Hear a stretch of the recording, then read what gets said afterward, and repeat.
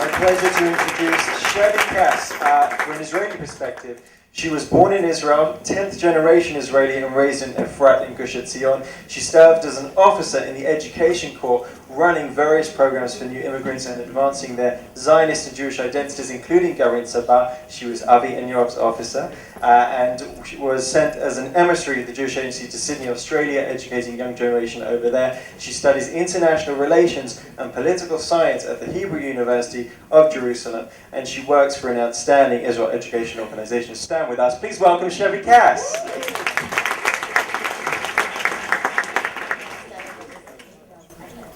Sorry, I'm not tall enough to stand behind me. Okay, so everything I wrote down, I think I'm just going to pass on because there's so much to answer and so much to reply.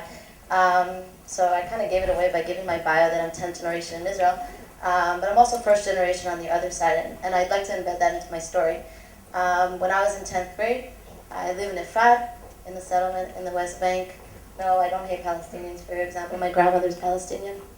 It's written on her ID card because it was before the State of Israel was established, but okay, we'll leave that to the side. When I was in 10th grade, I was driving to Jerusalem with 5 more people in the car, and we were shot at on the road. The woman in front of me in the driver's seat was killed, so was the woman sitting next to me.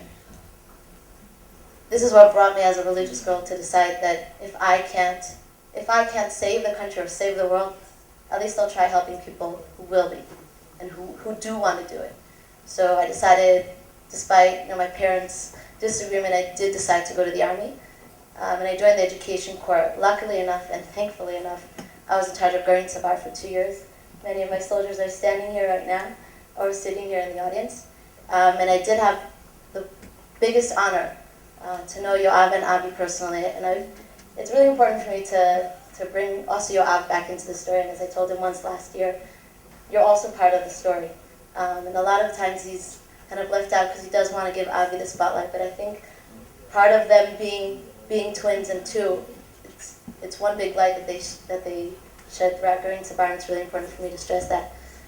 They both encountered various difficulties in the army, just like any other Oleh Chadash to speak Hebrew, but not only that, just in general, what they were aspiring to reach and what the Army actually allows to facilitate within its framework. The first thing I remember from Avi and Yoav is that they came up to me, "Hi, I'm Avi, I'm Yoav." Wait, who's who? And I didn't know who was who, but it didn't matter. Listen, we want to be together in the same unit. Before I even managed to open my mouth to say, I can't, we know you can't, but you have to do it. And we know that you can do it. Of course, they brought all their friends and all their family to speak to me to make sure that they can get into the Army to be in the same unit.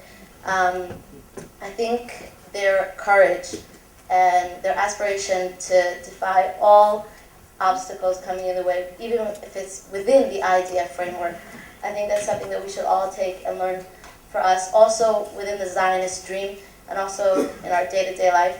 So that's something that I learned from the both of you. And I think I would like to stress one more point. Bakesh shalom ve'rodfeu.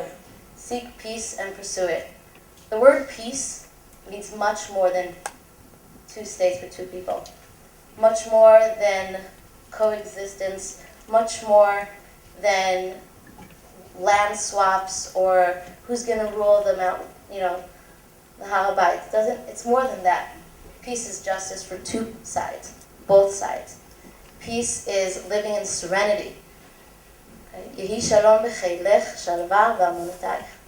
It's not only peace, it's serenity, it's living side by side, but not only with people who are considered to be either our enemies or people outside of our people, but within each other.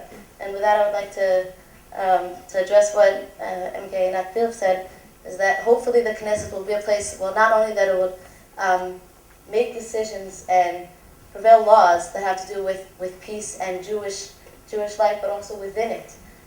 Day-to-day life, the way the Knesset rules and lives its own life, not by tossing water bottles around on each other, and really, having peace and coexistence within whatever. You can think whatever you want, but it's definitely not a Jewish thing. And this is the Zionism that we're talking about. This is what we want for our people in the next 50 years. Thank you. Thank you, Shevy.